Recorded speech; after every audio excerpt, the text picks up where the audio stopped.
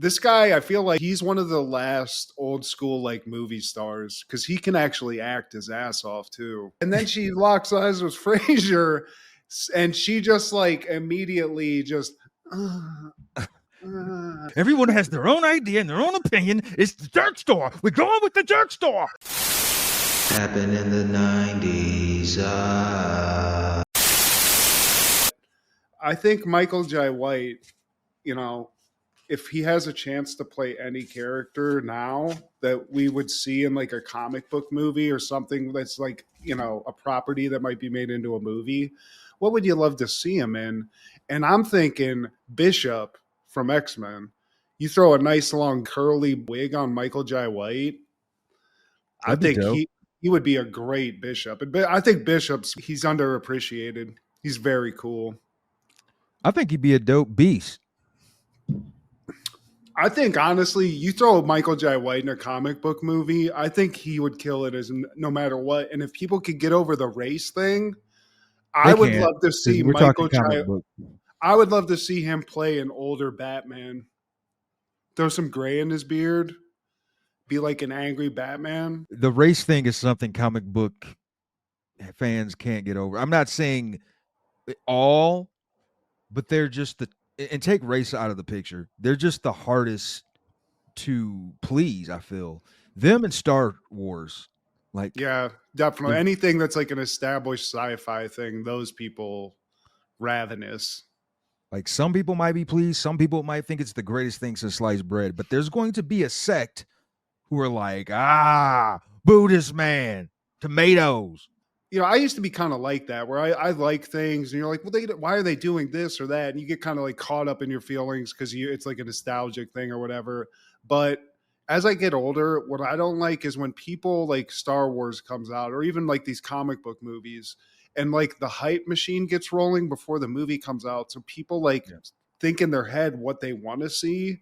And when they don't get to see that, no matter if it's a good movie or not, like there's some sort of inherent disappointment in like what they've watched because it didn't live up to like this weird dream movie that they had in their head. You know, jumped the shark after the trailer, basically. So that's what I like. I also think the race thing comes into where it's like people have seen like Peter Parker or whatever, or any like whatever, name any character. You could even be like Superman or somebody super old like that, or Batman.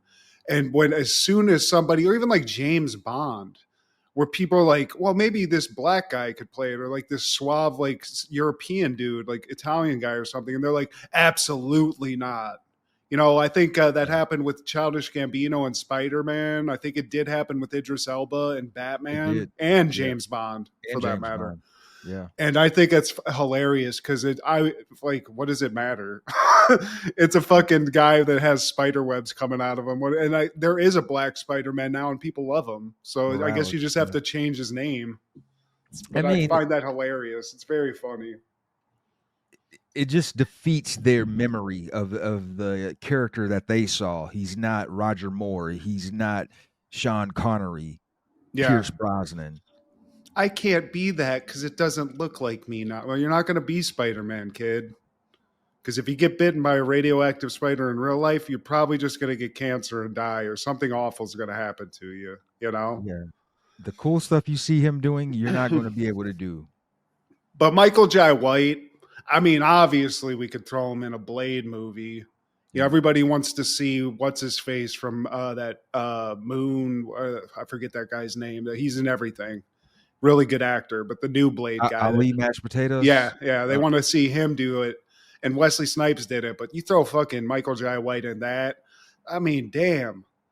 You're right. Throw him in as Beast. That's an interesting go-to. I like that. Or, you know what? Make Spawn again and just make him Spawn again. Give him like the full CGI treatment. Let us see what it really would do if he's in there, you know? With better technology now. Yeah, I mean, they could make it for half the budget and make it look 30 times as good as it did in whatever year that came out in.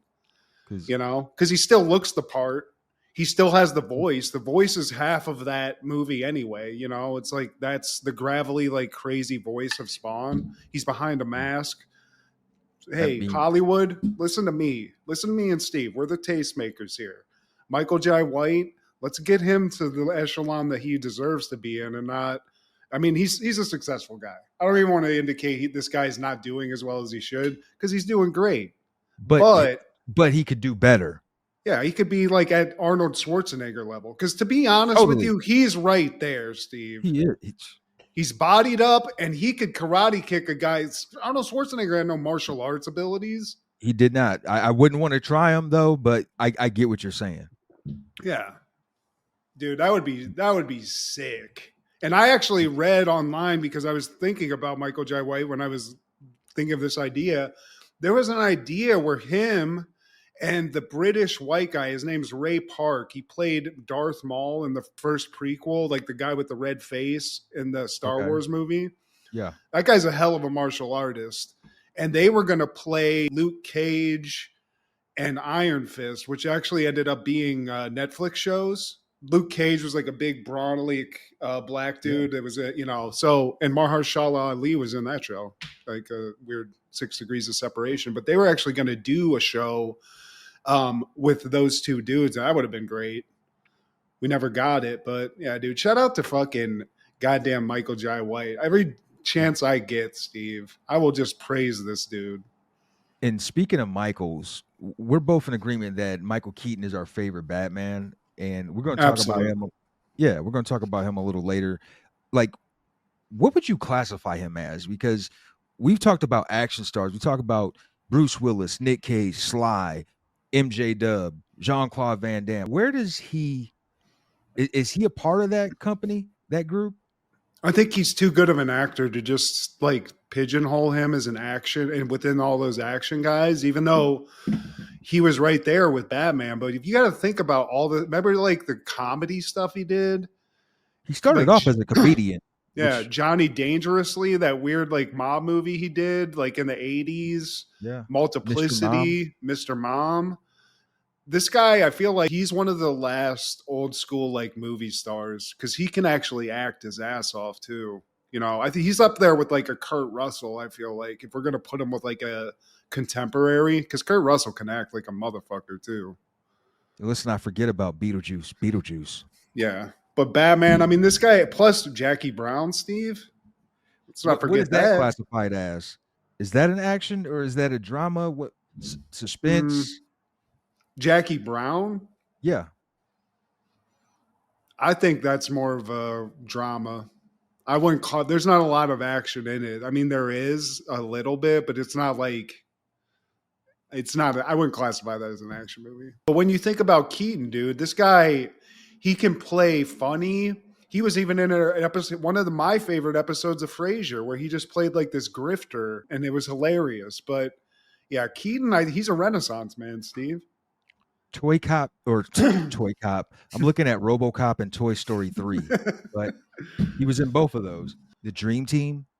I'm just trying to think of like some of the lesser known things. He was in that movie Out of Sight, which coincidentally, Steve, was one of the few times that movie studios allowed a character to go from one movie to another in a different studio, and he played the same cop that he did in Jackie Brown in the movie Out of Sight. That's the one with George Clooney and Farina and J-Lo and shit. Yeah. Hell Don yeah. Cheadle. I forget who directed it. I think that's a Steven Soderbergh movie or something. It is. Okay. So my memory is not too bad. But yeah, there's a lot of famous Mikes out there, you know, for different reasons. But I got to say, Michael Keaton, anytime I see him in a movie, I gotta check it out. Like even that movie Birdman he did that won all those Oscars and stuff wasn't my favorite movie, but he was great in that, you know, and it was kind of playing off his life a little bit. So this guy, he's a legend, dude. Beetlejuice, Batman, the guy in Desperate Measures, Steve. The guy in Desperate Measures. This is Steve G. Imagine What Happened in the 90s, a show where we talk about what happened in the 90s. So get out your My So-Called Life in My Own Private Idaho, because can't you see what you do to me? Our love was meant to be. You were meant for me. Oh, baby, can't you see? Nice. Shout out the Total. One for the ladies, Steve. Today, my friend, we're talking all things January 30th. in the 90s. Starting off in 1992, Cheers is airing season 10, episode 16, One Hugs, the Other Doesn't. A Boston performance by children's singer Nanny Gee for Frederick's birthday sheds light on Frasier's past as Lilith and the barflies discover Nanny is Frasier's first wife. Frasier had forgotten to mention this fact to Lilith, and then Nanny arrives at Cheers, and she and Lilith soon get into a catfight. Mm. Frasier Crane, Steve, has the ladies just lusting over him in this. It makes him feel loved. I mean, you got to just step back. I know it's like tough being in there, but as a dude in that sitch, you just got to take a step back and just appreciate life. You know, right there, it's just like, this is it. I got to remember this one. You know, thank you, God. I like Lilith. Lilith's cool. I mean, she's cool. I would not want to be in a marriage with her, but Lilith will get your back. I don't know if I'd want to sex with her, but you know, you do. You want to give her a little swirl action, Steve? I feel like it would be cold entering that, though. I like dark white girls. Well, speaking of dark white girls, Steve, we get the first glimpse of this episode, and it's Carla, and she's going off on somebody on the phone. She's like, "Get out of here! I don't care. Get out of here! I don't owe you any money, you blood-sucking leech or whatever." She's going off on this person. She hangs the phone up, slams it. People are like, "Geez, like, what's going on with her?" And I forget who said, Cliff or somebody's like, "She must owe somebody some money," and then she like says, "No, that's my mom." Yeah. She get her social security check. Yeah, her social security check is late. Like it's my fault that she's getting old. Fucking bitch. But damn, Carla though, don't fuck around with Carla. Would you? I mean, Steve, smash her past Carla. You still have to be attractive. I think Lilith's attractive and she's on that dark shit. Okay. You don't Like find Carla looks like a mini sensational Sherry though. You know? No, she doesn't. Well, I just knew that was gonna fucking hurt your feelings, Steve. I'm sorry. Yeah, she like Lilith has that Christina Ricci appeal, like she could be her aunt or something, and I'm here for it. Rebecca, she comes in, she's like, "Did you hear the way she talked to her mother? I never talked to my mother like that." And she taps on Carla, is like, "Hey, can you give my mom a call?" Yeah. Sonia, if I talked to Sonia like that, Steve, there would be a murder. My dad would come and murder me. So Carla, you would never. I wouldn't. I couldn't. She's a lovely lady. She is. And then we go to the credits. We get that nice song, you know, that I still think Woody Harrelson sang. But Lilith and Frasier, they come to Cheers and they brought Freddie. Because that's what we did in the 80s and 90s, Steve. Bring a kid to a bar, you know? Yeah. They might have full of smoke. Yeah, fuck it. A couple of alcoholics. Maybe there's a pinball machine, but just let them get around this. Turns out Sam, good old Get Pussy crew Sam here, he, instead of trying to get some sniz, got a nice little present for Frasier and the family, tickets to the Nanny Gee shows, Steve. Which, why? Where does this come from with Sam? What's happening? What season is this? Season 10. Sam's softening up a little bit, I feel like. The evolution of Sam. It's the Tickle Tummy Tour, too. I mean, it's the 92 Tickle Tummy Tour, Matt. Triple T. That is, I mean, you got to go to that. People are talking. The tickets, not necessarily like hot, but Woody wants to go because he's fallen in love with Nanny Gee. That's right up his like alley, and it's really sort of at his intelligence level, Steve. Speaks to him. That's fair to say. And then so we get to the concert, and Woody's there. He's looking for Sam and the Cranes, and he's trying to swap seats because he just found a booster. Oh, I mean, he got a scalp ticket, but it's way in the way back, Steve. Not with the chuds in the last row. He's in the row right before that. So he's not the losers, those freaks back there, but he is trying to scam a seat. He's like, hey, somebody exchange. And everyone's like, we're good here where people are not doing cocaine and stuff. And then he tries to get Freddie to exchange the shit, Steve. For $10. I mean, at least he's paying up. But that's not going to fly. So Woody's got to go back with the chuds. And so now the show starts. And Frasier's used to going to shows, but not this, Steve. And he's like much too classy for this, you know? He's like somebody in the front row at a stand-up show that's just like cross-armed, but he's sitting there and he's like, this is stupid. Look at the lighting. What are they thinking with this? This is childish. It's like, dude, you're here, just enjoy it. But as Nanny Gee comes out, he's like looking at Sam. He talks to Sam. He's like, man, I know that bitch from someplace. I can't put my finger on it. But then as he's looking, he's like, wait, holy crap, that's my first wife, Nanette Guzman. And he tries to say it to Sam. Lilith hears him talking and is like, what are you guys talking about? But apparently he hasn't told Lilith that he was married before, Steve. And that's a no-no. And she hears it. She's like, I thought I was your first wife. And he's like, well, I married her in college and it was brief. So I barely even remember. Yeah, and if she saw me on the streets, she wouldn't even know me from anybody. Just a quick little fling.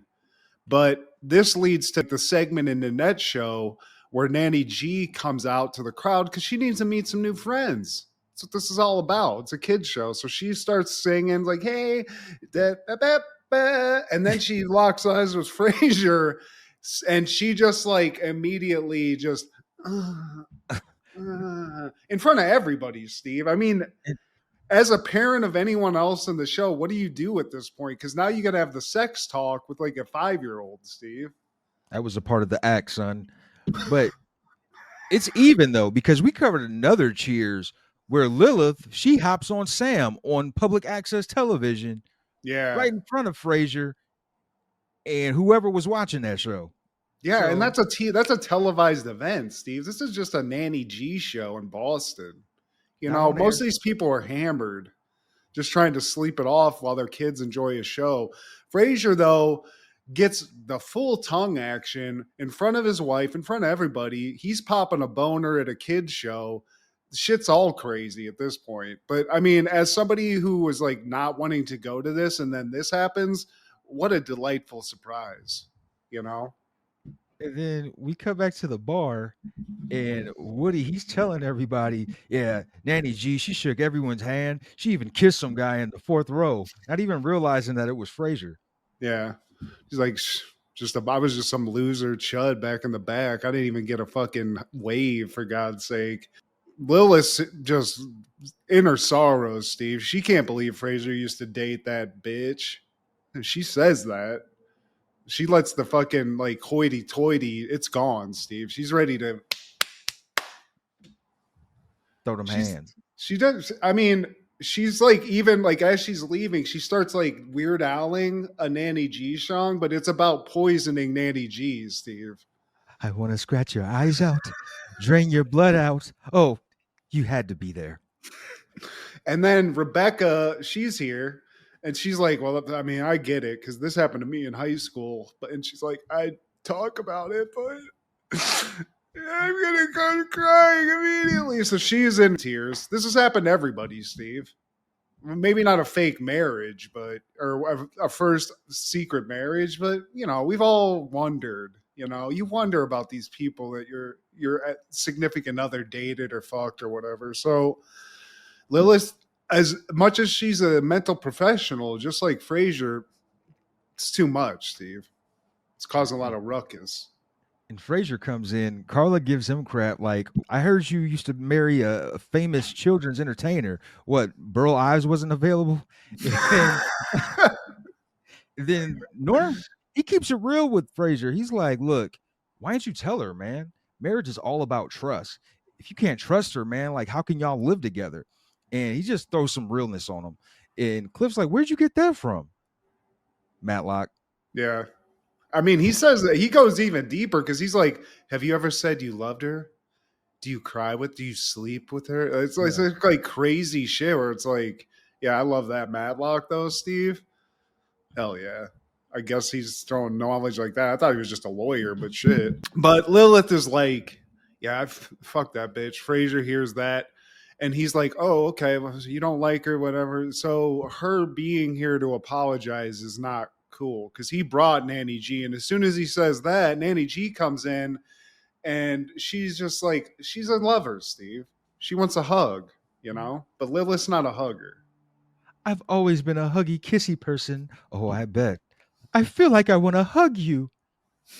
You don't have to hug back.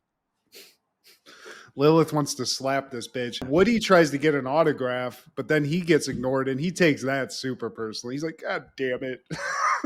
Like it's just trash. But Nanny, she's a trooper. She offers to come sing for Frederick's birthday.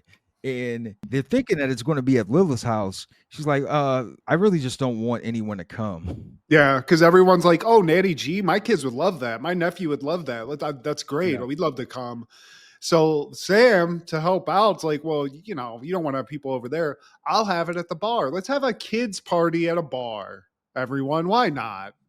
You know, we'll get fucked up. Nanny Gee will do whatever. She'll probably blow Frasier in the bathroom. It's this whole thing. But Sam steps up, Steve. So now we got a party at Cheers, kids party. Everyone's coming. Everyone's got some kind of kid that wants to see Nanny Gee. And this is a private show, dude. This is like if Barney the dinosaur showed up in the 90s and was dancing around in somebody's backyard. This is fucking unheard of. I like how Cliff and Norm are punking the kids at the food table. I mean, Cliff gets punked because some kids, like, he says something to Cliff, and Cliff's like, "You're not the boss of me." It's in the kid's face. It's weird, these kids, though, because they're eating, like, the spread, and they're eating tuna fish sandwiches, Steve, which I love a nice tuna fish sandwich, but kids, I don't know. That seems like a weird one. Frasier's just like glowing about it. He's like, I can't believe Nanette got so famous. Super impressed with this lady. Obviously still a little turned on from the kiss. And he's saying this shit right in front of Lilith. And you can tell she's like, I'm going to fucking... And then he tries to console her. But while that's happening, Nanny Gee walks in. He's like, she's here. She's here. Everybody... I always like Frasier, he's supposed to be like the aristocratic one of the crew. But like he has these moments of him just like turning into like a pre-adolescent little boy. He becomes a bro, dude. He wants the adulation just like anybody. You want somebody to be like, oh, damn, you hit that? You want something. So he's all about that. And then we get a little insight into some of the kids that these people have, because Carla has some kids at this thing. Nanny Gee's doing some autographs around the bar. Right. She signs an autograph for this little kid, I think that's Carla's, and this little fucking G takes it, walks over to another kid and's like, hey, do you want an autograph Nanny Gee record? And the kid's like, yeah, I'd love one. He's like, $20. Yeah. That's awesome, dude. That's a baller. That's baller status. So Carla's raising him right. Woody, he even gets a moment with Nanny Gee, Steve. She sees him and she's like, wait, I know that smile. That one, I haven't seen it since the show. And he's like, oh my God, she knows me. She loves me. She knew who I was. And then he walks away just to like, you know, gloat. And Sam's like, gives her like a 5. And she's like, did I do okay? He's like, yeah, he's dim, you know? Yeah. You think he bought it? Of course. He's an easy sell. And then Cliff, he cuts in line and the kid called him out on it. Like, hey, you could. Hey, you're not the boss of me. You give Norm a high five. I love that. I also like Woody getting played by a kid because after he gets like the kudos from Nanny Gee, he sees a kid and he's like, dude, she knows me. She knew me out of a crowd. She's magic. And the kid's like, get a life, loser. And this is how kids are, Steve. These kids are savages. They will rip your heart out and not even think about it. You know, I've seen it happen. The kids from Bostonia. Especially kids from Boston. See, fucking queer. You know, they were saying that shit. And then we see Norm. Norm's got a kid, Steve. Norm's kid, strong genes on Norm because it looks like a little him. And this kid's eyeing up Norm's stool. It's in the genetics. You know, I think that's Vera's nephew, actually. Okay, well, whatever. Yeah. I don't know. Like somebody and it looks like he's turning into Norm, basically. He looks like Norm's like Norm, though. Yeah. Get out of here, kid. You don't want to sit in this stool. I farted in it 1,000 times. And then he's just like, I wish somebody would have said that to me when I was younger. Because, you know, he's going to die here, Steve. You know? Norm's going to die at Cheers. Lonely on that stool. And Nanny Gee, she comes in and she's like, I was going to start singing the Doodlebug song. The way she says that is all animated. Just It's weird Emma Thompson plays it's because she's such like a hoity-toity actor, and she's playing like the most simplistic like kids actress, you know. Let's smile and sing and Well, in real life, she would eventually be Nanny McPhee, which is like a really popular series, man. Like when I worked at Best Buy, parents were coming in left and right to buy that shit. And this was like Ugh. in the 2000s. Are you familiar with Nanny Is that the one where McPhee? she had like the big fat wart on her nose? I think she was kind of ugly. It was like Mary Poppins, but with In a like a way. weird, yeah. And then Nanny McPhee in the Frasier verse, Steve, actually transformed into two characters because Nanny McPhee or Nanette Guzman was his first wife. So in the show, his first wife is a hippie chick that is shown like through some sort of psychological examination. So we meet her and she's just like a hippie strumming on a guitar. And then we meet Nanny Gee later. And Nanny Gee's played by none other than Aunt Jackie from Aunt Jackie. Roseanne. And they, I mean, get the straight fucking to the point where Nanny G's trying to screw him in front of her husband who's on Frasier's balcony. She's like, he's so boring. And she's just horny. She's a crazy hornball. So I gotta this, find that episode. it's a great episode. But yeah, dude, but she starts singing because she's got a song for the special boy. So everybody's like gathered around. She starts singing. But when she starts singing, Steve, she's not looking at Freddie at all. She's singing to Frasier. Lilith notices, and like one of the things is like, when we laid together. She's like, wait, what the fuck? And then it turns into a World Star video because Lilith can't handle it now. She just gets up, starts attacking in front of all the kids. So now these kids, they're heroes getting the shit kicked out of them by the birthday boy's mom. But, you know, Lilith, she's territorial, Steve. That's her man. You know, she doesn't want to hear about this shit. I'm the luckiest man in the world. The next scene, they're like, Fraser's talking to Lilith, and he said, I love seeing you fight over me. It made me feel loved. Yeah. You were vicious out there. Nanny G, she was vicious too. Then Lilith looks at him like, but you were the most vicious. you kicked the most ass, babe. Woody's clearing up all the loose hair that got ripped out. And as he's like doing that, he finds a present that was left that just kind of got lost in the mix through the fight and everything. So they open that up. It's from Nanny G. And she gave Freddie a beautiful Nanny G doll, Steve, that talks. So they hit the talk button. But even in this fucking toy, Steve, Nanny G's throwing her digits into the song, like, and it's just a repeat. My phone number. Lilith's like, she's giving you her phone number. And Fraser's like, give me a fucking pad real quick. And then everybody knows her phone number because Woody and Sam start singing it, Steve. And that's not great. That's not cool for the bros. 5556792. Yeah, so that's going in the trash. But Fraser's going to try to mentally take note of those digits, just, you know, in case things. I mean, the marriage is going, so it's going to end in divorce at some point, Steve. So fuck it. Yeah. The way she ripped the head off that doll. I just love Nanny G's like, give me that. I want to record something special for Freddie. And it's like, I'll lick your butt like I used to. Like, what the fuck? And that's your curly hairs. In 1994, NBC is airing the Super Bowl 28 at the Georgia Dome in Atlanta, GA. My Dallas Cowboys beat the Buffalo Bills 30-13. The MVP is Emmett, the man. Yeah, dude. I mean, I know you love this. I remember this. Oh, man. I remember what I ate in that Super Bowl. My mom made Philly cheesesteaks, and I had sour cream Lay's. That was the meal. Sour cream or sour cream and onions, Steve?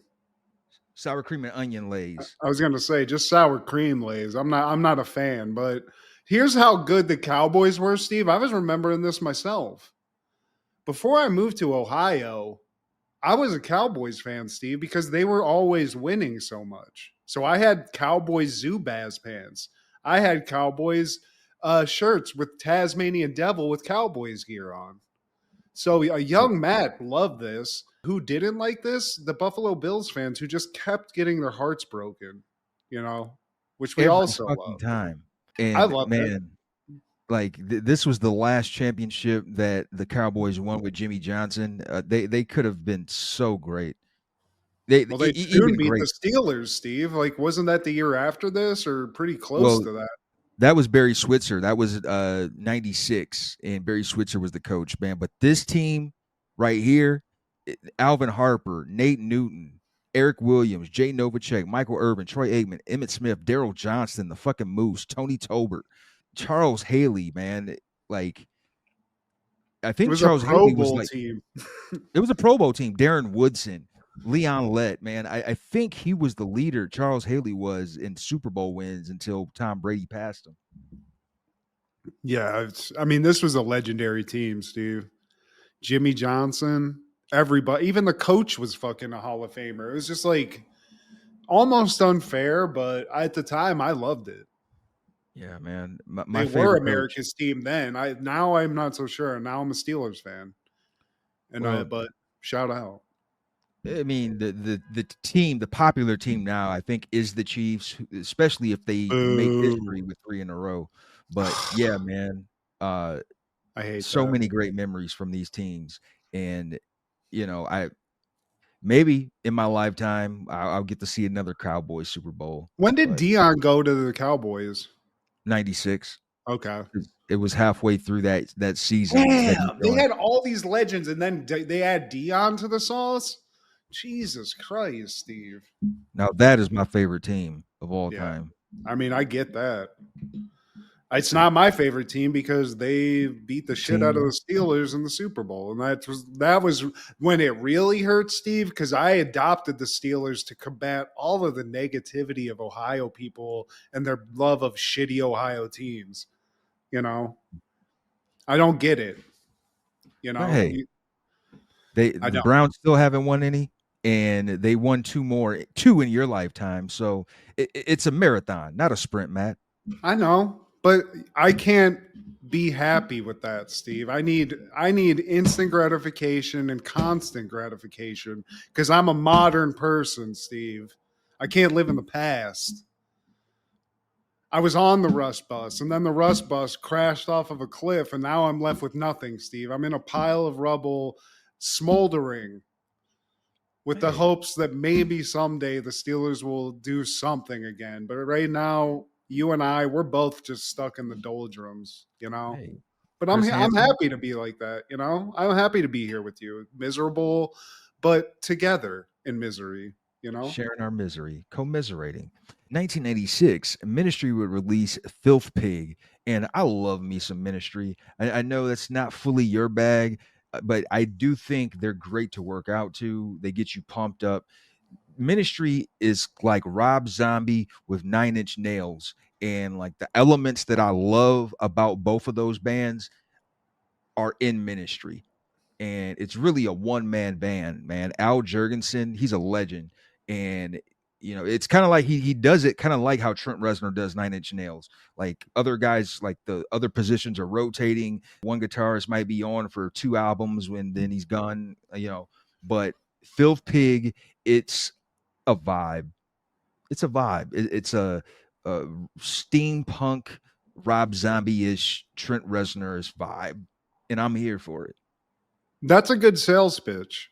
Because if you tell me the name of the band or the CD's Filth Pig, I'm assuming it's like scream music where it's like death metal, and that's not what this is. Well, the title was a response to the British House of Parliament, in which they referred to Al Jurgensen as a filthy pig for his onstage theatrics.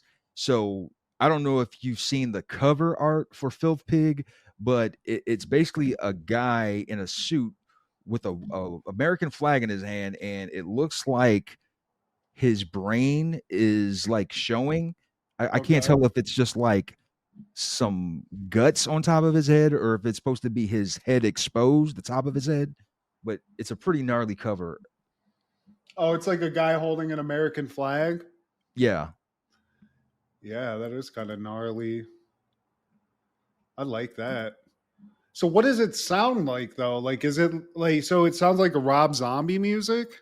It's So like it's got Rob Zombie, with some Trent Reznor, man. I mean, that's probably the best way for me to describe it. It's got some like electronic, a la Prodigy kind of vibes. Okay. Filth Pig, like, but his most popular album was Psalm 69, which precedes this. It's the album before Filth Pig, and Filth Pig, it's kind of darker. So if I was to suggest ministry to someone, I would start with Psalm 69, which is also a cool album name. Well, in Wikipedia, the genre of music is called industrial metal plus sludge metal, whatever that Okay. is. So I'm interested, Steve. I thought this was death metal when I heard Yeah. it, but I'm gonna have to listen to it. I like to be. I need something else other than R&B and rap because I've had enough of hearing how many bitches people are getting. I need something else now. I need to want to kill somebody for a little bit to get to that next level. I felt that. And on that same day in 1996, Eazy-E would posthumously release Straight Off the Streets of motherfucking Compton. Where does Eazy-E stack up in the annals for you, Steve? I would probably say not even in my top 50 because he wasn't really an artist like that. He was a businessman, a good businessman at this. And, you know, when Ice Cube isn't writing your rhymes or Dr. Dre isn't producing your beats, like what do you have to stand on? So I do appreciate his voice. I do think Eazy-E has one of the most recognizable, coolest voices in the history of hip hop, man. But there were some tracks from this album that I added, old school shit, Nuts on Your Chin, The Motherfucking Real, Hit the Hooker, Licking, Sucking, Fucking. Yeah.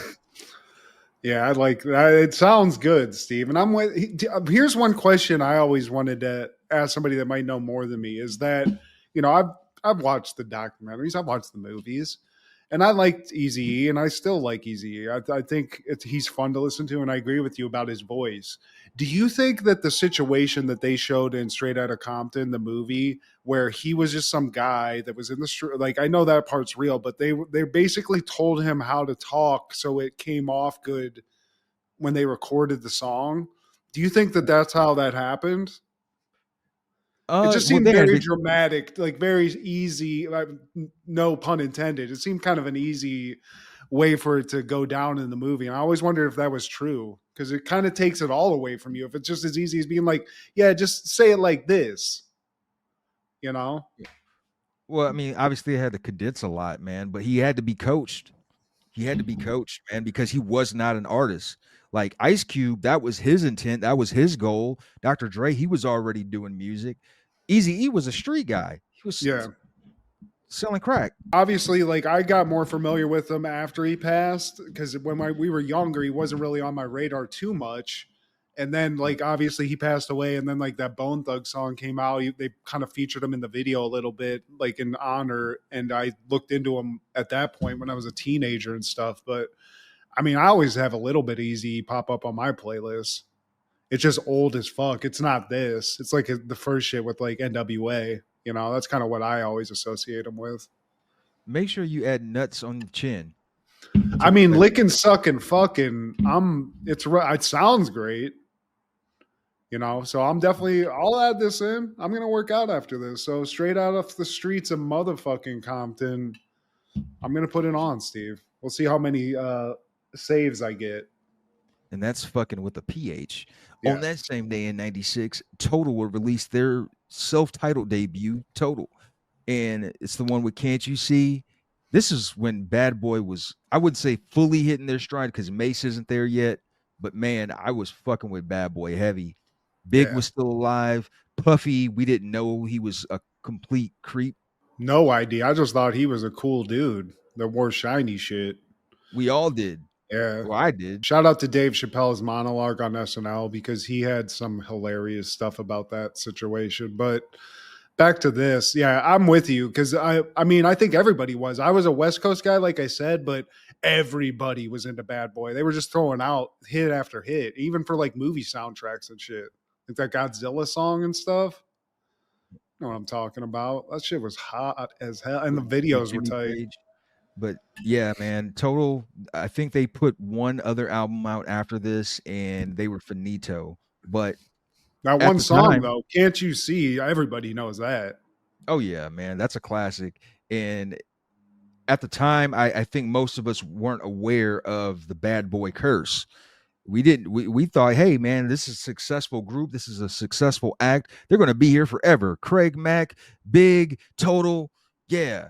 And then It all fell apart. yeah, and when he's the mastermind behind it all. Like, damn, it's like, is this a coincidence? Like, they either die, something weird happens, they go to jail, or they just fall off, and we just forget about them. Do you think he killed Biggie? Because that's what now I keep seeing that come back up. Where that was always kind of a rumor, especially like when people were starting to like really talk shit about Diddy before he got like the allegations. But I forget who it was. Like 50 Cent's always been shooting fire at P Diddy for the longest time. He might have been the one that said it, but I always just wondered like, why do people say that, and then why would he have done that unless Biggie was trying to get out of his contract? He was, because Yeah. he was up close and personal with this creep.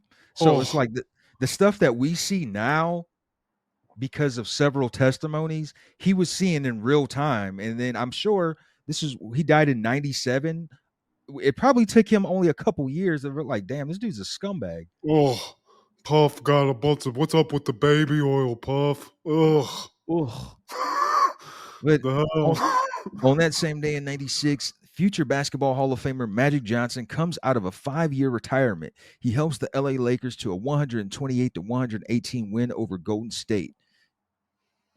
Hey, I don't man. remember like after he came back, like is he successful? Like was he wasn't in like the old Magic, but He wasn't the old Magic, and I don't think they even made the playoffs. This is the Lakers that still had Nick Van Exel and Eldon Campbell, I think.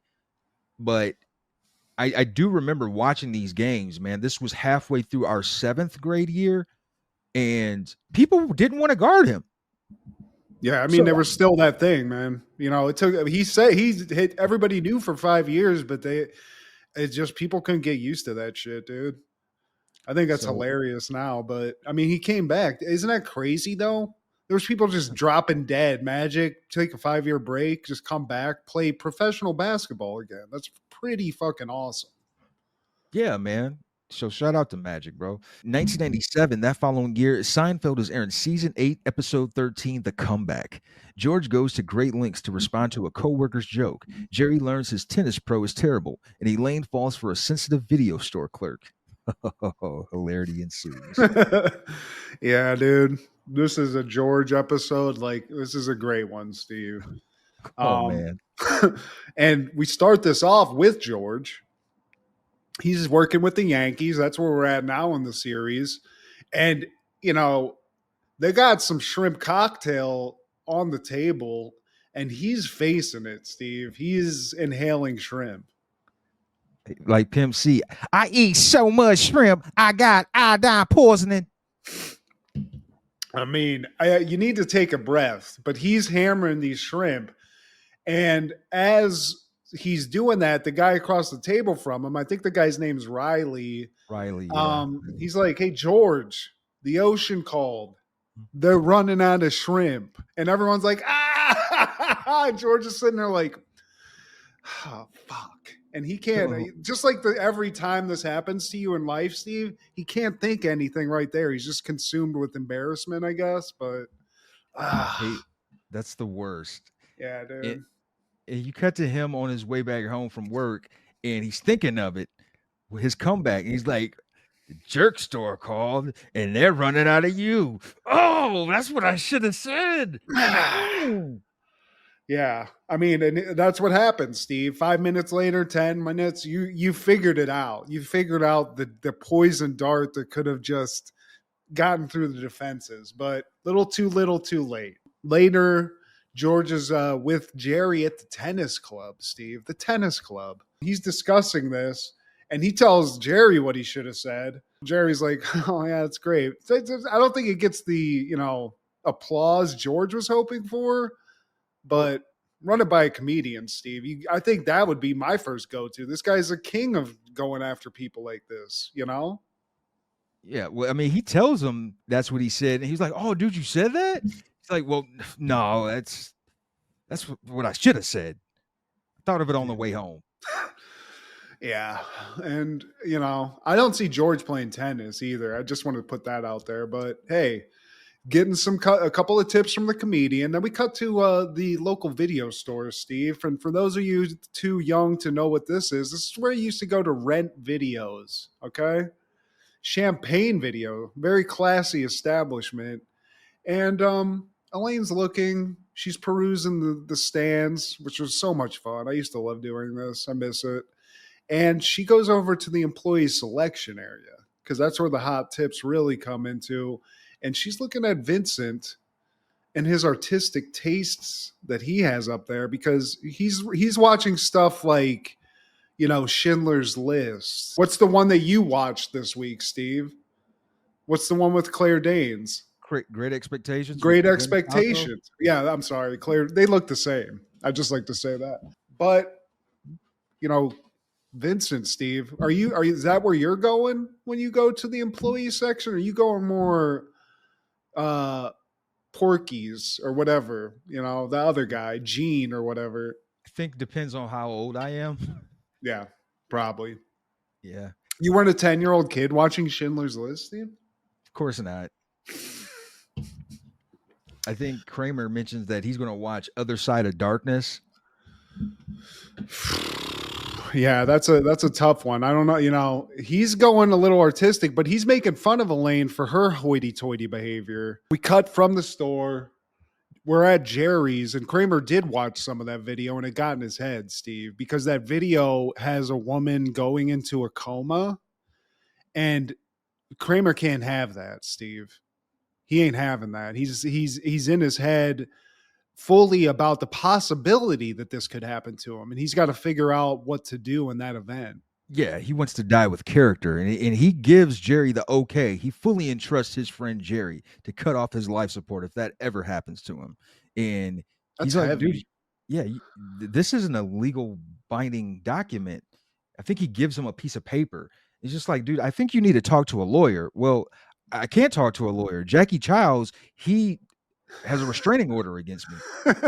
I love that. Shout out Jackie Childs, by the way. We miss Jackie Childs. I love that character. And then we go to Elaine's.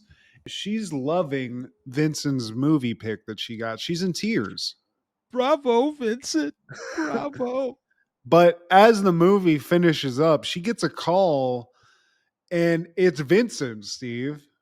And he's like, did you enjoy the selection? And that would creep me out. But turns out Vincent saw her get it, looked her number up in the database, and he feels a nice little genuine connection with Elaine because she's obviously got great taste, Yeah, this is total grounds for firing. Yeah, I mean, definitely call the cops or at least call the store and let them know some shenanigans are going on with Vince. But we go back to the tennis club because this is a thing in New York. There's tennis clubs everywhere. And now Elaine's with Jerry and she's explaining the Vincent situation. Jerry's like, what the fuck? And she's like, yeah, he looked up my number. I rented this movie. And we just talked for hours on the phone after that, which is hilarious. I mean, she's thirsty, Steve. Vincent caught her at the right time in life, I guess. Yeah, I mean, sometimes, hey, man, they're ripe for the picking. Just, timing. Yeah. And like this ball just keeps coming over to where they're sitting at. This tennis ball keeps flying over, and it's the same guy. And Jerry finally turns around and he realizes that that ball is being hit by Milos, the guy who sold him the tennis racket. Yeah. And he's like, dude, what? This horrible tennis player that's been batting this tennis ball over here is you? But they don't even say anything. Milos notices that Jerry sees him. He's like, oh, shit. He gets nervous, and Jerry's like, dude, I fucking dropped $200 on that racket from this guy, and he fucking sucks. Yeah. Milos is, he looks creepy. Milos is definitely running from some crimes in Europe, but Jerry's down $200 for a racket. We go back to his place, and George comes in, and he's loving life right at this moment because he's like, look, I got another meeting with the dudes. And I got a way, I'm going to get this guy back in. So he says the exact same thing, that ocean comment and the shrimp thing. He's going to say it again. And boom, I'm going to hit him with the fucking jerk store called. And now there's a bunch of cooks in the kitchen, Steve, and he's getting too much info. They're like, you should say this. You should say this. He's like, nah, no, I thought of it.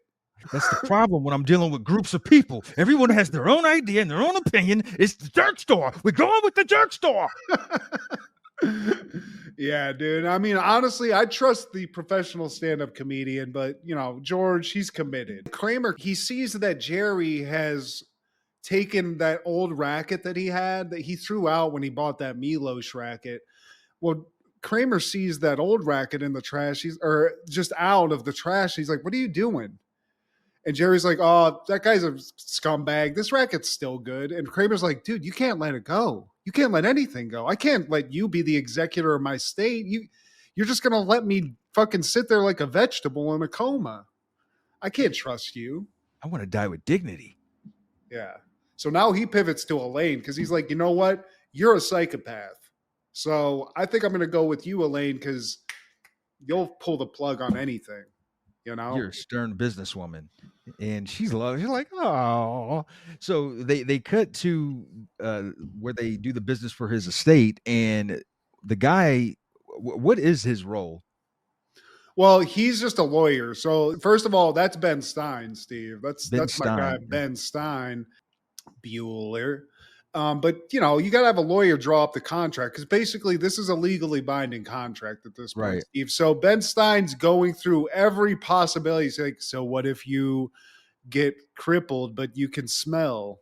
And Frasier's like, pull the plug, And then Elaine starts getting real loose and goosey with it, where she's like, well, what if this happened? She's like, pull it, pull it, pull it. And Kramer's like, I don't know.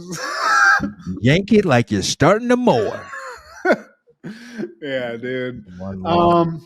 But Elaine's, I mean, I guess that's what you wanted, Steve. She's not going to get held down by any sort of sentimentality here. So Kramer's got somebody to pull the plug. We go back to the tennis place again. And Jerry just comes at Milos and he's like, dude, what's up with this? Why are you lying? Like, why'd you do this? I'm like, he's like, well, I'll pay. You can have your money back. He's like, it's not about the money, dude. Like you fucking ripped me off.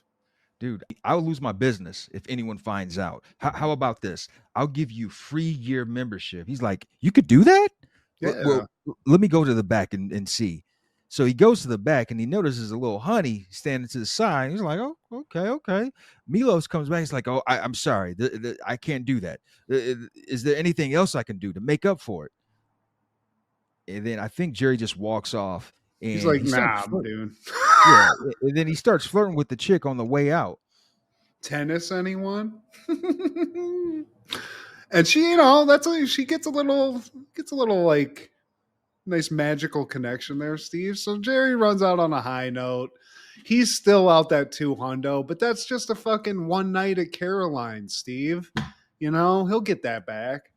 So cut back to Champagne Video again. And Elaine, she's looking at another Vincent Select, Pain and Yearning. But she's emotionally exhausted from the other night. So Kramer's like, let's pop over to the Gene side of everything. Maybe instead of Pain and Yearning, maybe a little Weekend at Bernie's Do. Now that's a hilarious premise. So yeah. Elaine goes with that because everybody wants to, laugh a little bit. I don't know, Steve. I don't know. Vincent, he's always watching apparently. So he might have caught on. Because you cut to Elaine's and she's watching Weekend at Bernie's. She's like, Bernie is dead, you morons. Sunglasses, that's it? Jesus Christ. But then her phone rings. Fucking Vincent, Steve. And now it's not romantic or sexy sounding. He just sounds kind of agitated. And he's like, you took home the Gene pick? You cheated, bitch. And then he just hangs up. Yeah. Her last love's gone, Steve. And then we cut back to George's meeting, and he finds out that Riley's not even there. She's like, dude, what happened to Riley? Oh, he doesn't work here anymore. He's in Ohio. And dude, we only wake you up for the important things. Yeah, because I mean, he's facing Shrimp again because he has to get that same situation. He's trying to recreate a moment, Steve. So everything leading up to it, including eating at least a pound of shrimp in front of people with no regard to your self-respect, he gets played again. We only bring you up here for the big meetings, George. And everyone's laughing. George just still has a mouthful of shrimp and whatever that cocktail sauce. He's pissed. He's not going to get his golden moment. I mean, that's what happens, Steve. You just don't, it never comes. There's no perfect moment out there, guys. You think you're going to have like this moment that you want, this juicy, succulent moment. It's never going to happen. That's not how the world works. You keep it in the holster though for those scenarios. Sometimes it does fall into your lap. Like, Stevie, you got big ears. Oh, something for your mama to hold on. Oh, I should have said that. Nice. Oh, Get next time. Ooh. Yep. Keep it in the holsters, Steve. Keep the gun on safety though. You don't want to pop that out just for anybody. So, but then we cut back to just Jerry on the street. He gets home. And that hottie from the tennis club, she's been waiting at his place, Steve. Yeah. And he's like, oh, shit. Okay. Tennis, honey. What's up? And she's like, basically just like, let's go upstairs now. You know, she's got like a thick accent. She's good to go, though. And he's like, oh, did I win the fucking lottery? I got a fucking dick suck waiting for me on my doorstep. This is great. So they go upstairs. And she's getting ready to fuck, but she starts crying as soon as they get close. She's like, I cannot do it. Milos is my husband. He asked me to sleep with you. I can't. But then while that's going on, we cut to Kramer and he's eating this big bowl of spaghetti and he's watching The Other Side of Darkness. And he realizes that the character comes out of the coma. So he just has a mind fuck like, whoa. And then you go back to Jerry. He's talking to George now. He's like, wait, so he offered his wife as a medieval sexual payola? Yeah. But she couldn't do it, Steve. So Kramer comes in and he's like, yo, do you know that the lady in that movie I was watching like gets out of the coma? I didn't even know that was possible. I thought you were just stuck. And I'm like, they're like, well, you didn't know. I found it weird that you didn't know that was possible. I didn't know that was possible. That was possible. Yeah. So now Kramer's got to rethink that whole shebang. But then we go back to Champagne Video, Steve. And because, I mean, Elaine's here every day just trying to make this connection with Vincent, trying to find movie selects. She goes over to that wall, but there's no Vincent section. It's just a couple of Gene sections now. And she's like, yo, where's Vincent? And the guy's like, he's no longer making selections. There was a selection. Oh, betrayal. Betrayal, yeah. That was his last selection. And then he got replaced by Gene. And then, so one of the other video store clerks comes along, tells her that Vincent isn't there anymore. She's like, well, I don't know what to pick. Well, we have a wider array of Gene. Gene's trash. I'm Gene. Oh, hi, Gene. Ouch. So then, Jerry, we go back to the tennis place, and now Jerry's confronting Milos about the trafficking situation that was tried to happen. And Milos now is in tears because his wife can't respect him anymore, Steve. He gave her up to get a little favor with Jerry, but now she doesn't respect him. She doesn't respect his tennis skills. She can't respect him as a man. So Milos is like, I'm on Front Street here right now, sir. Can you please throw a couple of games and let my wife watch me beat you in tennis so I can get some of my steez back? Please. And Jerry's like, man, as long as there are no other girls around, because I want to be a man too. And playing tennis. Yeah. But Milos, he's got this set up. This guy's skeezy, Steve. He's willing to really just go like lie his ass off, just in no matter the situation. I don't like that. We cut to the cafe and Elaine tells Jerry that Vincent sent her a play button from his VCR. And as they're talking, George comes in. He's like, Riley's in Ohio. I'll be there first thing in the morning. He just can't help it, Steve. This is psychotic. But I mean, you're doing it on the Yankees Bills, Steve. So fuck it. Fuck it. Doesn't matter. Just be petty. So he's off on his way to Akron in the morning. Cut to Elaine's, and Elaine's watching another movie because I mean she's a cinephile apparently, and she gets a call from Vincent, and she asks to meet him. She's like, "I gotta meet this guy. Like, you're fantastic." You can't see me. Yeah, and she's like, "Vincent, please, please," and he's like, "Okay, I'll do it, but you have to bring some stuff for me." And she's like, okay, so I will meet you. She makes some arrangements. She's got to pick some stuff up from the store. We go to Ben Stein's office, Shellbach, because Kramer, he was supposed to have an appointment, a meeting with him, and he's late. He was supposed to be there at 10:30, but he got there at like 2 p.m. And Shellbach's assistant tells him that he's at a tennis match. So it's the same place where Jerry goes for his tennis lessons, I guess. Yeah. And the reason he's so late is that now he's so scared of everything. He doesn't want to be put into a coma or anything, that he's driving like 5 miles an hour in traffic to get to where he's going. So that's why. So we cut to the tennis place. Kramer's en route, but Jerry's throwing these games. Milos is not playing well, obviously. He's sweating. He's hitting the ball like a toddler. And Jerry's just like, too good. Too good. Man, you got me again. Milos's He's not wife. a man. Yeah, and this is it, Steve. He can't just live in just the win. He's got to just really throw some shade at Jerry. So he starts doing that, insulting him, and Jerry's getting a little pissed. This Jerry, he's not even married like I am. Oh, look at crybaby. Oh, no, make it hurt no more. Little man, he won't be a man. Milos's wife is like, "You are the man I love again." But Jerry's pissed. Vincent, we cut to where Elaine's meeting Vincent. We assume it's his apartment. She gets there with a bag of stuff. She knocks on the door, but it only opens a little bit. It's dark inside. And the guy's like, "Just leave it there. I don't want to meet you." And she's like, "No, I'm here. Please, please. Don't shut me out." Yeah, don't shut me out, Vincent. But turns out it's not all it's cracked up to be here, Steve, because then a lady shows up, and it's not Vincent's wife or, maybe a significant other. It's his mother, Steve. Yeah.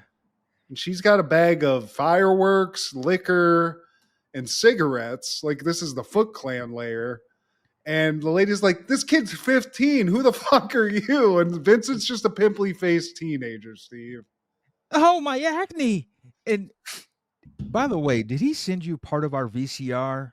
And she's got it around her neck as a necklace, and she just gives it. But she keeps that little bottle of vodka that she has and just turns tail. So she almost committed some kind of sexual misconduct here, Steve. She was trying to also give a minor a lot of illegal shit. So get out of there, Elaine. You don't want to get caught up in that.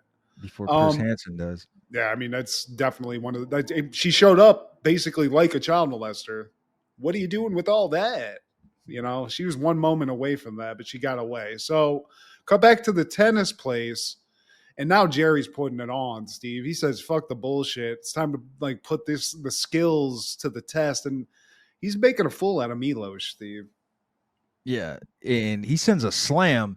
It knocks Milos over, making him throw the racket up. The racket hits another tennis player in the head. The tennis player falls onto the ball machine, and the ball machine just goes haywire, shooting shots right as Kramer arrives, and he gets knocked upside the head by multiple tennis balls. Yeah. I mean, this is a Final Destination moment, Steve. It all happened. Right there. God knows if he's okay. Hopefully he's not in a coma, because we know what Elaine's about to do if that's the case. So then we cut to Akron, Ohio, Steve. George Ohio has finally made it. He's sitting in front of Riley. He is fucking facing the shrimp again. Riley brings out the joke. He's like, "Hey, George, ocean called, shrimp's out." George throws the jerk store thing at him right on time, Steve. Perfect. But Riley, dude, he's a Def Comedy Jam comic so he's ready. He throws the reverse back on him and is like, why would they call me? You're the biggest seller. And it just gets a huge pop. Now, George, I mean, he's got nothing, Steve. He never thought of that, you know? He didn't go yeah. that far. Well, I had sex with your wife. Oh. His wife was in a coma. That was remember when you're like, and it was probably never true, but when you said your mama joke like in school and somebody's like, his wife's dead, but or his mom's dead, but or something, it's like, I don't know if that's true or not, but that sucks. You know, we've all been there, Steve. And we skipped over this because like that was actually Kramer's suggestion when he's telling the rest of the crew about like, oh, the jerk store, and Elaine says something, Jerry says something, and Kramer's just like, dude, just tell him you had sex with his wife. I didn't even catch that. I love that. Spot on, Kramer. I like that advice. Don't go with the other Kramer advice, which is just spout racial slurs out and crazy indiscriminately. In the multiverse. But then we cut to the hospital. Jerry's just by Kramer's bedside. Elaine comes in. She brought a VCR and a tape for Kramer so they can watch something. He's still asleep. But as she's looking for like an outlet to plug the VCR in, there's none open. So she unplugs something else, which is his like his heart monitor or something. But she pulls the plug, Steve. Right when she does that, Kramer wakes up. Like, and that's it, Steve. I mean, again, Elaine, she might be the angel of death now that we see that. But we cut to the credits, and George, he's on his way back from the airport. He's like, wife in a coma, has another epiphany and just does a full UE on the highway to get back to the airport because he's going back to Akron, Steve. Well, the life support machine called. Wait. Yeah, that's what I should have said. He's going back to Akron. Great show, great episode. I love how they wove all of those stories in together. Yeah. And it's quick. Like it's like a quick scene back to something else. And it all sets up it's great. I mean, there's a reason the show's so famous. Great television, man. That following year, 1998, Deep Rising premieres. A group of heavily armed hijackers board a luxury ocean liner in the South Pacific Ocean to loot it, only to do battle with a series of large-sized, tentacled, man-eating sea creatures who had already invaded the ship. Directed by Stephen Sommers, starring Treat Williams, Famke Janssen, Anthony Heald, Kevin J. O'Connor, Wes Studi, Derek O'Connor, Jason Fleming, and Jaimin Hansu. Or as we call him, Dijon mustard in our household, because we can't pronounce that. But there's a lot of these 90s action horror movies. There was a movie called The Relic that came out. There were movies like Anaconda that were soon to come out after this that were like creature feature movies. And that's kind of what this is. They weave like a sort of heist movie type situation with a creature feature. And I think the thing that set this movie back more than anything is just the lack of special effects. Because I think that was one of the things that it actually got delayed for like a year when I read about the behind the scenes, because they were trying to figure out how to pull off like this giant octopus thing. But I had fun, man. I think this is a fun, like it's a quick movie. It's not 2 hours. It's got 90s stars galore. I mean, Treat Williams, he's like a Harrison Ford type, you know? He's just like that sort of like casual hero who just can handle anything type situation. Well, he was on par to actually have the same success as Harrison Ford. He was a part of that school, that class, but he even fessed up in some interview that he had a like heavy drug addiction in the 80s. Oh, wow. Well, he kills this. I think he's a serviceable guy in this. Famke Janssen, before she's the Phoenix, before she's Jean Grey, she did a good job. She was just kind of like a sexy cat burglar in this. This is the guy I wanted to call out. Kevin J. O'Connor, this squeaky voice guy who kind of looks like he's the son of Clint Howard. He's just like this ugly dude who was in like a lot of 90s movies. He was in this. He was in a movie that we covered called Virtuosity. He was like a nerdy guy in that. And I think he Yeah. was in the Mummy franchise too. He was like sort of the same character, but tagging along as like a scummy dude hanging around with Brendan Fraser in those movies. That's his Um, type. yeah, he's just that guy. But he's great in this. Clifton Powell's in this. We just talked about him in Phantoms last week.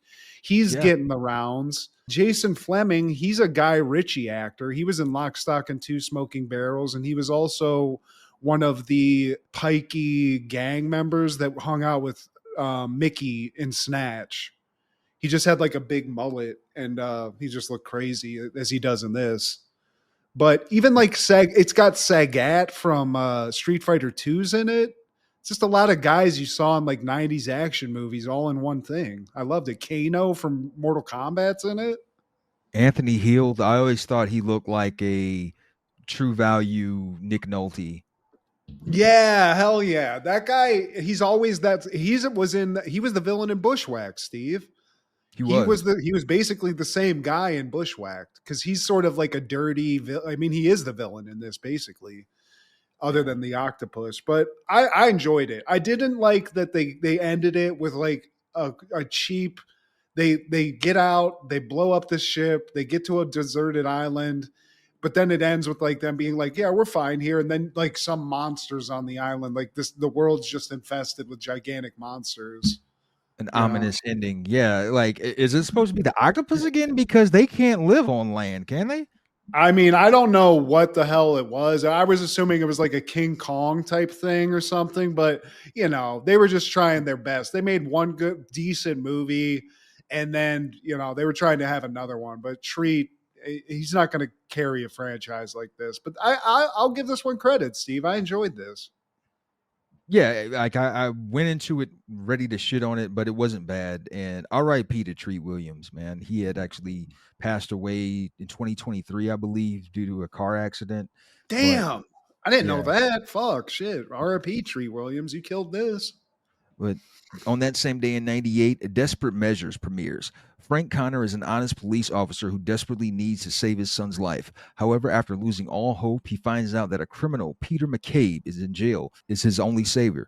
Directed by Barbet Schroeder, starring Michael Keaton, Andy Garcia, Brian Cox, and Marcia Gay Harden.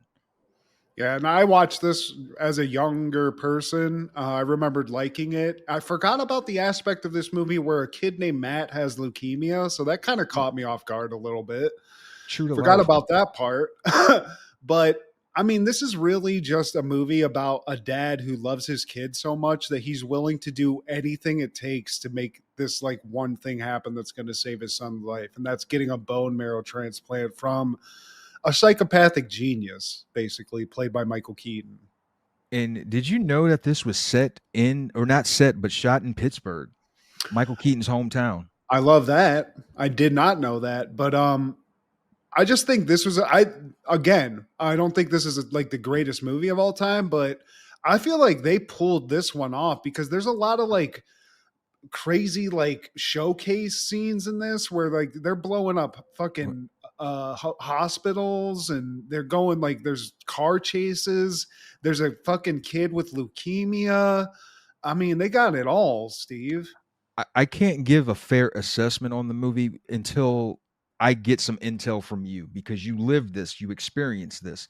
How Yes. difficult was it to find a donor for you? Here's where I was like trying to think of this, because this kid did everything I did. The whole kill your immune system, you're in a bubble thing. I had to do all that. So that's accurate. The finding of a match for me, I don't know if it was intense because they had to find my match in Australia. You know, like Australia. it was a Wow. worldwide search. So the person that I found was a lovely lady in Australia, and it took 8 months of a whole organization trying to find a match, which they eventually did. So it's hard for sure because Okay. even like I don't know, but the bone marrow part, I'm not sure if that's the same as a stem cell thing, but even like what they do to Keaton to get the bone marrow out, I had to get all that. It's very like medically accurate in terms of what they have to do. I'll say that. Um, Okay. but yeah, dude, I think that part of it's accurate. I think it's like interesting to think about. Maybe somebody that wrote this like kind of went through like the medical part of it, but to think like the one person is this heinous psycho, I love that, you know. Yeah, because I thought it was utterly ridiculous that they went through these links, but from hearing your testimony, it is pretty difficult to the point where you had to go to another continent to Yeah. find a donor, Well, man. and also So I had the internet. You know what I'm saying? It's like there were people yeah, communicating all over the world, and like here they had to like hack into the FBI database to figure out these names and go through these lists. So yeah, dude, I mean it's pretty accurate. I don't know if Kendra would have gone to these links to save my life. She did a lot, but you know, fucking what's his face, the dad in this? I can't think of the actor's name at the Andy moment, but Garcia. Andy Garcia, dude. I love him in a lot of stuff. He was great in The Untouchables, but in this movie, dude, he's a cop and he just basically says fuck it. And like the amount of cops and civilians that die as a result of him just trying to save his son's life, it's crazy that he doesn't go to jail as long as Michael Keaton's supposed to go to jail because he's responsible for like massive deaths, Steve. Yeah, Like like in a good cause, like everybody gets it, but they're like, dude, like there's like a death count of like 80 people at this point. This is crazy. it's like Dahmer times Manson. We're happy Matthew's gonna live, but I mean, dude, for God's sake. The casualties. Dude, Keaton's so good as a villain, though. That's one thing when I was watching this, seeing him as like a psycho. It's a little over the top, but I mean, he goes Sarah Connor on that guy and puts like sulfuric acid in his neck and shit. It's so good. Yeah, He's so man. I mean, capable.